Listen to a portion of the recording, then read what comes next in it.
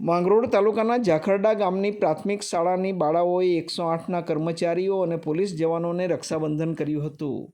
આજે સમગ્ર દેશમાં રક્ષાબંધનનો તહેવાર ઉજવાઈ રહ્યો છે, ત્યારે પોતાની ફરજમાં વ્યસ્ત રહેલા 108ના કર્મચારીઓ તેમજ માંગરોળ પોલીસ સ્ટેશનના પોલીસ જવાનોને ઝાખરડા ગામની પ્રાથમિક શાળાની બાળાઓએ રક્ષાબંધન કર્યું હતું। સમગ્ર દેશમાં રક્ષાબંધનનો તહેવાર ઉજવાઈ રહ્યો છે, ત્યારે પોલીસ જવાનો અને 108ના કર્મચારીઓ પોતાના પરિવાર સાથે રક્ષાબંધનનો તહેવાર લોકોની સેવાને કારણે ઉજવી શકતા નથી, ત્યારે ઝાખરડા ગામની પ્રાથમિક શાળાની બાળાઓ દ્વારા રક્ષાબંધન કરી પવિત્ર તહેવારની ઉજવણી કરવામાં આવી રહી છે।